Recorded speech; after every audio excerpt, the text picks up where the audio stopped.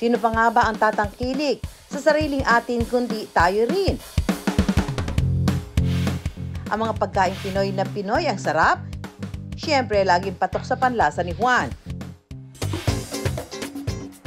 But wait, ang Pinoy food na nakasanayan na natin, bibida rin pala sa panlasa ng mga dayuhan. Kamakailan, mahigit 100 kainan sa bayan ni Juan ang kinilala ng prestigyosong Michelin Guide. Mula mamahaling restaurant hanggang sa mga simpleng karinderya sa kanto. Kaya-kaya makipagsabayan sa pasarapan worldwide ang mga pagkain Pinoy. Sa dami ng mga lutuing ipinatikim na namin sa inyo, mapapatanong ka kay self marahil. Wala nakli. Ano pa ba ang di nyo alam at di pa rin natitikman? Palabok pero hindi pansit. Pamilyar ang pangalan, pero nakakalito ang itsura at walang kaidi-idiya sa lasa ng palabok ng Laguna. Malalasahan mo yung kiniling na bigas, yung bawang, yung mani, tsaka yung, alam yung katanan nyo, nag-ano talaga sa kanya sa'yo, naglalangis. Yung pinaka-sauce ng palabok, naging buo. Kaya po walang may halintulad na lasa ang palabok ni Ate Odes. Kung napadpad ng Singapore, tiyak na natikman na ang pagkaanghang-anghang na noodle soup na laksa. Pero sa Laguna, hindi bumabaha sa sabaw ang kanilang laksa na sinahugan ng iba't ibang gulay. Dahil ang dami niyang sahog na gulay. Kasado mong sitaw. Kapag sinabing dalagang bukid, matik na yan, isdang malaman.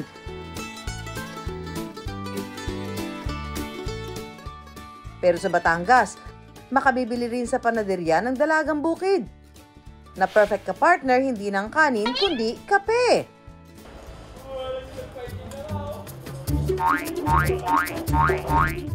Ang 2-in-1 meal na pastil, kaning may toppings na hinimay na ulam. Garantisadong nakabubusog. Pero ang bersyon ng mga tausug, may palamang bihon o toge. Empanada yarn? Mga ka-wonder, titikman natin ang mga pagkaing tunog pamilyar. Pero ibang-iba ang hitsura at lasa. I wonder what's in a food name? Sa Quiapo, kung saan nagtatagpo ang mga deboto, mamimili at turista. May isang kainang dinarayo dahil sa kanilang espesyal na pansit palabok. Kung sa iba, dinadaan lang sa sarsa at noodles ang pansit palabok, sa Boyet and Mayet Pastora palabok, isang katerba raw ang sahog. Talagang pinipilahan ang kanilang pwesto. Wow, it's good. Good, good. Good. Kubuso, simot. Ayaw nga. No wonder, laging sold out ang kanilang pansit palabok. Pero tama na ang palabok sa kwentuhan. Tumbukin na natin agad ang kakaibang palabok sa Liliw, Laguna. Ang puto palabok po ay may hambing po natin para siyang isang puto. Malalasahan po natin din giniling na bigas na wala po siyang katulad na lasa sa mga puto. Kasi may original po siyang gawa na malalasahan natin din yung may mani, may karne. Ano ba talaga ang palabok ng Liliw? Pansit na kakanin o kakaning pansit? Heritage food o pamanang putahe kung ituring ang puto palabok ng Liliw, Laguna.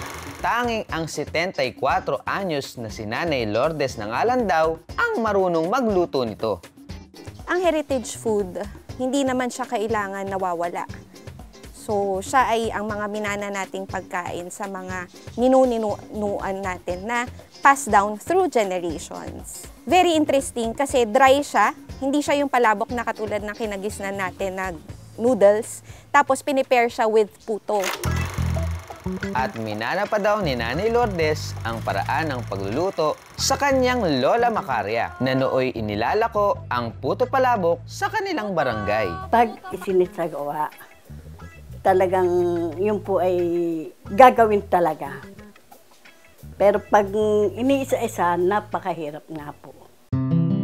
Pero ang 4 na dekadang tradisyon ng pagluluto ng puto palabok ni Nanay Lourdes, nahinto nang pumanaw ang kanyang asawang si Tatay Romy na siyang katulong niya sa pagluluto. 70 years na po akong nagluluto, mahirap na ho ang kumuha ng dahon, kumuha ng nyog, kumuha ng mga igagatong, ay wala po akong mautusan. Pero may pag-asa pa raw magningas ang kalanglutuan ng puto palabok. Nakitaan daw ni Nanay Lourdes ng interes sa pagluluto ang kanyang tahimik na apong si Bune. Simple lang ang mga sangkap. Giniling na karne ng baboy, bawang, gata, at syweteng pampakulay at malagkit na bigas. 1 kilong bigas ang sasangag ko sa kanya. Mas lumalabas daw ang natural na tamis ng malagkit na bigas kapag isinasangag sa kawa. Basta makakita nyo lang po na parang okay na. Ayun, nag-white-white na po siya. Matapos ang 10 minutong halo, pwede na tong hanguin. Hala, tapos ko na isangag. Anong susunod na gagawin? Gigilingin na natin. Dahil dekada na nilang hanap buhay ang pagluluto ng puto palabok, nakapagpundar na sila ng gilingan de makina. Ang giniling na malagkit na bigas o galapong, titimplahan ng gata. Kukulayan na rin ng atsyete ang galapong. Igigisa naman sa bawang ang giniling na karne. Ang pinaghalong galapong at gata, isasama na sa ginigisang giniling na karne sa kaalagaan sa halo at katamtamang apoy. Ang mismong pagluluto ng puto palabok para lang din daw sa paggawa ng biko, pati bayan ng braso ang paghalo. Kapag manikit-nikit na ang galapong, pwede na itong ilatag sa bilao. Sana sila matuto ding pag-aralan nila. Ang lasa ng puto palabok, laging winner. Pero bago pa magkalimutan, dahil sa sarap ng puto palabok, bakit nga ba ito tinawag na palabok? Kaya umano, puto palabok dahil ginaya sa tekstura ng puto ang sauce ng palabok na hinaluan ng galapong. Mapapansit-pansitan man o kakanin, garantisado ang sarap. Hindi na kailangan ng kung ano-ano pang palabok sa kwentuhan.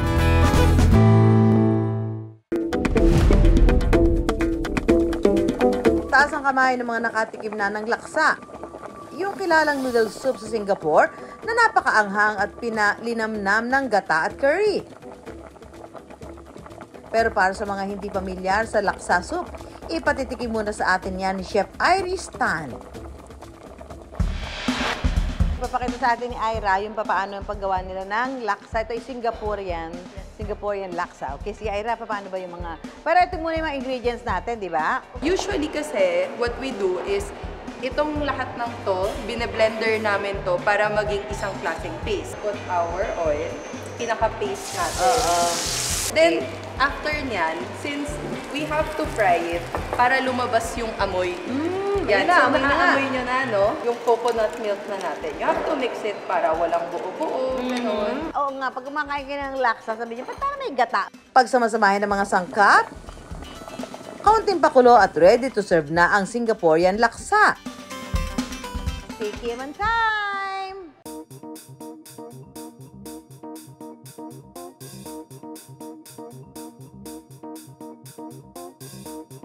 Ang bango!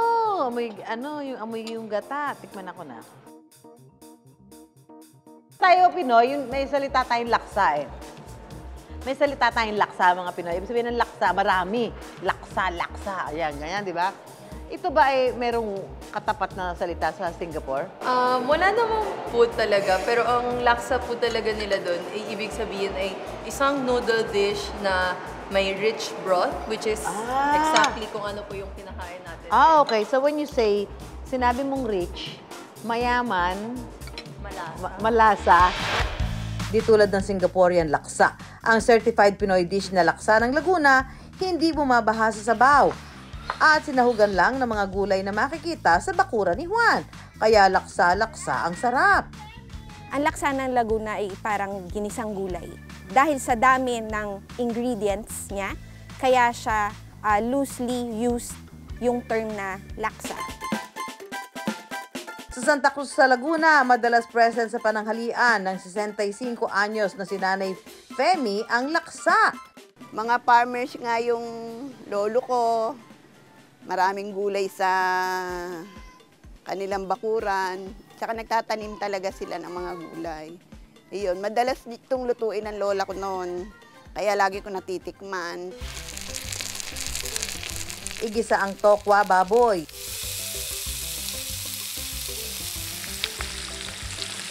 Isunod ang bawang, sibuyas at pampalasang patis. Haluin lang saka isunod ang pinagkuluan ng baboy. Lalagay na natin ang ating mga gulay. Konting halo at pakulo. Pwede nang isunod ang sotanghon. Ilang minuto pa, ready to serve na ang laksa ng Laguna. Ate Femi, matagal pa ba yung laksa namin? Sabit na kami. Eto na, luto na! Ito na ang ating laksa, luto na, kain na na!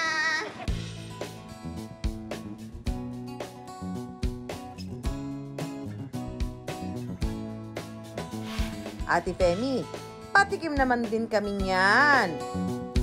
Bakit siya laksa? Dahil ang dami niyang sahog na gulay. May okra, may sitaw. Bihon ba to?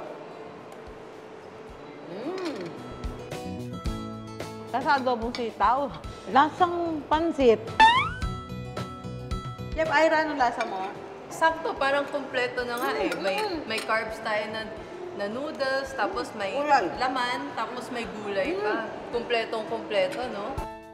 Itinuturing ding pamanang pagkain ng Laguna ang laksa.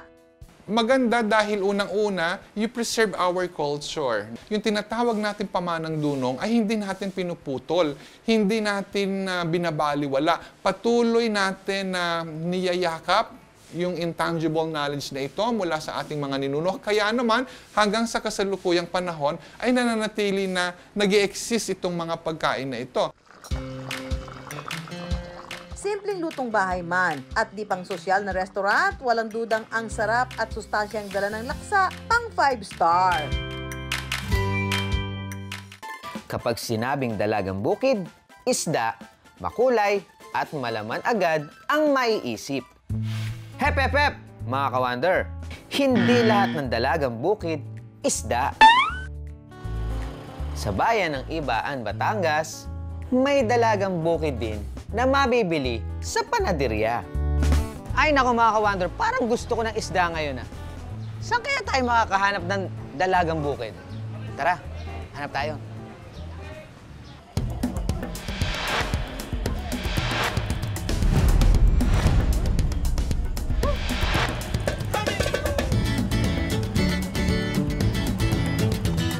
Excuse me?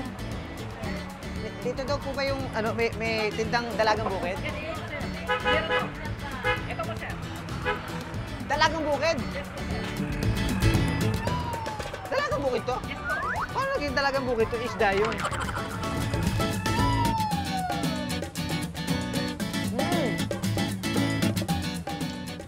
Sarap ah! Ang itinitindang dalagang bukid sa Aguilas Bakery, malulutong at hindi malansa. Ang crunchy cookies na dalagang bukid, parisukat ang hugis na kulay dilaw at masarap i-partner sa kape, almusal man o merienda. Mahigit 7 dekada nang gumagawa ng dalagang bukid cookies ang Aguilas Bakery. Simula pa noong 1950s. Yung una, pinamana ng lola ko sa tatay ko yung bakery at gawa. Pumunta din sa Amerika yung mga kapatid ng tatay ko. Tatay ko na rin natira dito. Tapos hanggang sa magkapamilya ko, binigay na sa akin itong bakery. Alam ko ang panggigigil ninyong lahat na malaman kung bakit nga ba dalagang bukid ang tawag sa malutong na tinapay na ito. Yan po ay mayroong red sa gitna. Ginuguhitan po siya ng red. Sa aking kabataan, bakit po kako nilalagyan ng ganyan? Ibig sabihin kako, kala ko kasi pag tinawag na dalagang bukid ay itsurang isda. Hindi naman pala kako. Yun lang pala, yung parang similarity lang nung line na yun. Ang ano na yun. Sa katagalan po ng panahon, tinanggal na po talaga nila yung line na yun. Sa halagang 10 piso, meron ka ng isang balot na may lamang 15 pirasong dalagang bukid. Dahil pagpiprito lang ng isdang dalagang bukid ang alam ko, magpapaturo din ako kay Arnold kung paano gumawa ng dalagang bukid cookie. Lahat to, kuya? Yes po. Wash sugar. Wow! Lahat to, kuya? Yes po. Salt and pepper. Lahat to, kuya? Yes po. Okay.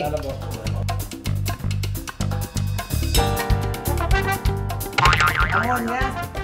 So ito ang Yan ano? po ang secret ingredients ng mga gumagawa ko ng dalagang bukid. Milk powder Milk siya. powder. Okay. Margarine. Sulit po natin ang ating oil. Half lang po siya, half. Ito Vanilla. Vanilla? Food coloring po. Ako ang magme-mekos-mekos nitong gagawin nating dalagang bukid. Halo to the max lang, mga ka-wonder. What's next, Kuya Arnold? Ganito po ang masa niya. Ganito. One-sided Hindi po yung gaganon. Ganun. Ito. So, ano pang iniintay natin? It's masa time!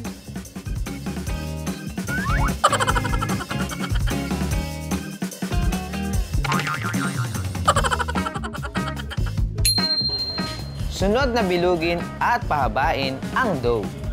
Saka didiinan ng hinlalaki para gawing guide sa paghiwa. Ilalagay naman ang pira-pirasong dough sa tray na nilagyan ng mantika at lulutuin sa pugon ng kalahating oras. Luto na ang ating dalagang bukid, mga ka-wonder. Kaya hahanguin na natin. Tcharan! Init na konti.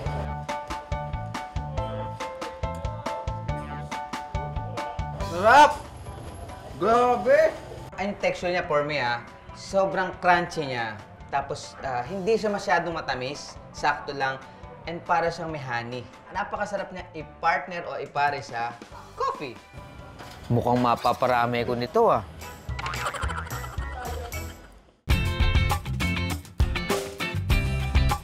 Ito na marahil ang maituturing na OG meal.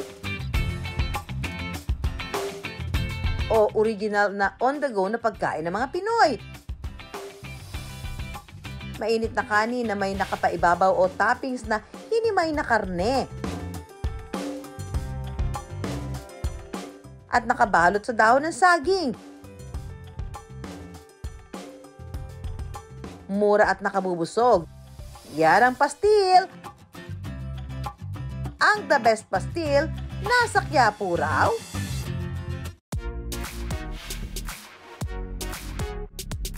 Nako, saan kaya dito sa Quiapo yung sikat na pastil? Balita ko, dinadayo daw yun .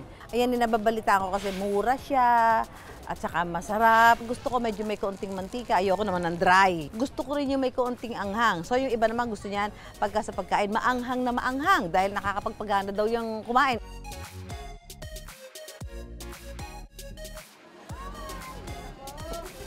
Paano nyo naisipan na pastil ang ibenta? Kasi patok mo sa masa Dahil mura? Oo. Sa mga estudyante.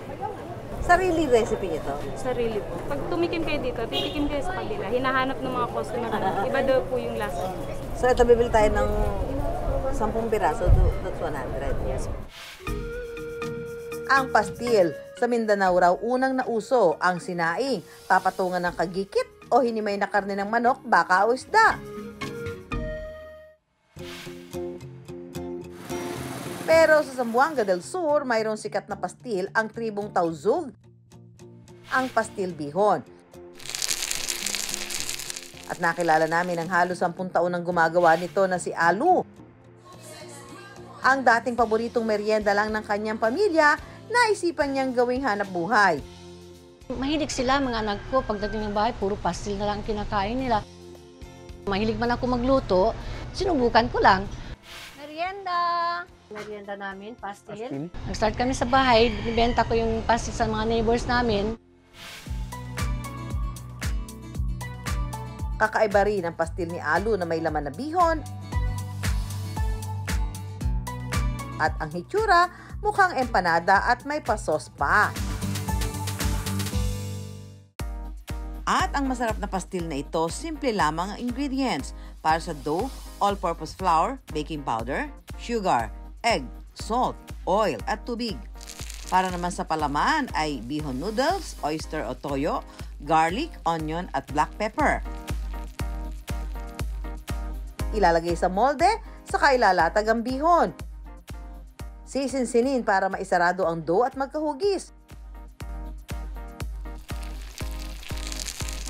Sa unang prito, half cook lang dapat para hindi mawala ang forma. Half cook pa lang man, i-turn na natin.